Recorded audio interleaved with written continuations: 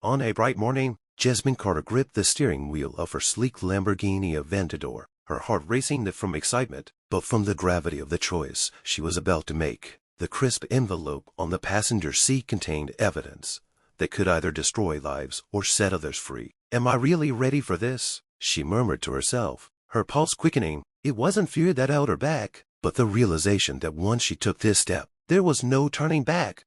As she pulled into the driveway of an imposing office building, the sudden wail of sirens behind her cut through the air, sending a sharp jolt through her chest. A white police officer approached, his hand resting on his holster, his smirk one of arrogance she had encountered far too often. His first words frowned her in place. "This car doesn't look like it belongs to someone like you." Jasmine's mind raced, balancing her mounting frustration with the calm she needed to maintain. What he didn't know was that she had anticipated this moment. The wheels were already in motion. With a slight nod, she reached for her phone, her expression unchanged. "It's time," she whispered into the receiver, igniting a plan that had been carefully set in motion to expose a corrupt empire of everyday people. Jasmine Carter is about to risk everything not just to reclaim her dignity, but to strike at the very heart of a broken system. What happens next will leave you breathless and questioning everything. Stay with us and witness the power of a single decision to alter the course of justice. The officer's condescending tone and the way his eyes lingered on her, sizing her up, made her blood boil, but Jasmine remained unshaken. With a calm resolve, she opened the door and stepped out, her tailored blazer catching the morning light. She met his gaze head-on. "Can I help you, officers?" she asked firmly.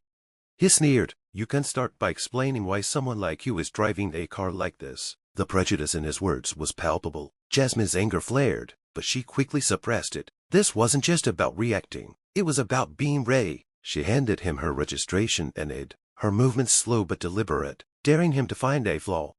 The officers, whose name tag read Jack Miller, examined the documents with exaggerated suspicion before tossing them back at her. "Fake papers are common these days," he said nonchalantly. "How exactly did you afford this car?"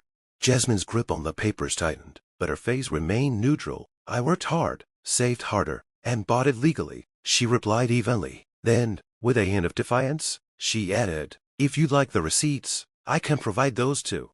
Jack leaned in, his smirk widening. "That won't be necessary," he said, stepping toward the car. "We've had reports of stolen vehicles in the area. I'll need to impound this one for further investigation." Jasmine's jaw clenched, but she kept her voice calm. "You're overstepping your authority." "Oh, but I can," Jack replied smugly, slipping into the driver's seat. The roar of the engine echoed as he sped away, leaving Jasmine standing in the wake of his arrogance. Her phone vibrated in her hand. "It took the bait," she said, her voice sharp. "Activate the system." What Jack didn't realize was that the car he had just seized wasn't just a luxury vehicle, it was a trap. Jasmine had installed advanced security systems capable of remote control. Minutes later, as Jack reveled in the car's interior, the dashboard flashed red. "Unauthorized user detected. Activating override."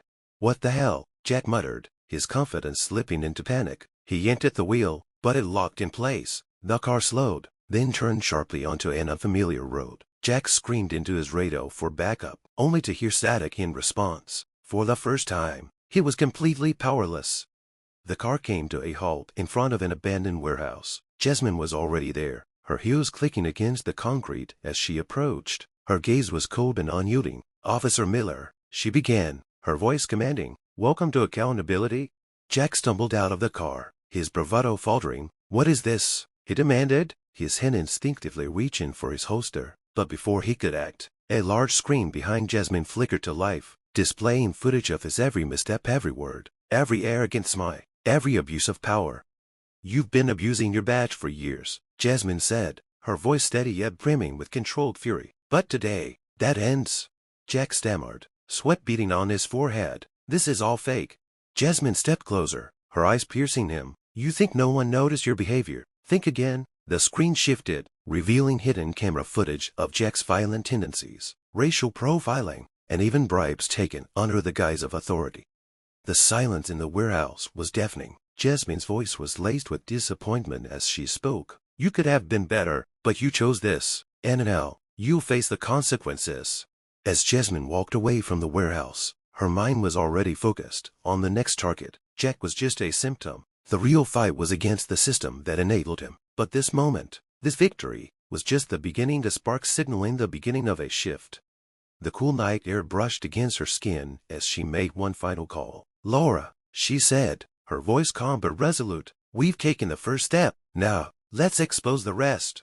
As dawn broke over the city, casting soft hues of gold and crimson, Jasmine stood on the balcony of her safe house. She watched the quiet streets below, her mind heavy but resolute. The exposure of Jack Miller had been a significant victory, a crack in the web of corruption tied to Robert Kahn. Yet, she knew this was just the beginning. For the first time in months, Jasmine allowed herself a moment to reflect on the journey, so fair in her father's unwavering belief in justice, and how his ideals had shaped her. But the battle against Kahn had taught her one painful truth. Justice wasn't a given. It had to be fought for relentlessly. Sometimes, it meant standing alone in the face of overwhelming darkness. Her phone buzzed, snapping her out of her thoughts. It was Laura. The evidence had sparked an investigation into Kahn's entire network. Laura's voice brimmed with cautious optimism. "But Jasmine, they're already planning their counterattack." Jasmine exhaled deeply, her lips curving into a faint smile. "Let them," she said firmly. "They've underestimated us before. They won't do it again." She turned toward the room where Emily sat clutching a mug of tea. Jasmine walked over, placing a reassuring hand on her sister's shoulder. "We're not just fighting for justice anymore," she said softly. "We're fighting for a future where people like you can live without fear." The camera lingered on Jasmine's determined face as she looked toward the city, the light of a new day glinting in her eyes. Her voice, firm and resolute, echoed softly, "This isn't the end. It's only the beginning." Thank you for watching till the end. I hope you enjoyed the story. If you did, don't hesitate to like the video and share it with your friends. To subscribe to our channel and turn on the notification bell for more fascinating stories. Have a nice day.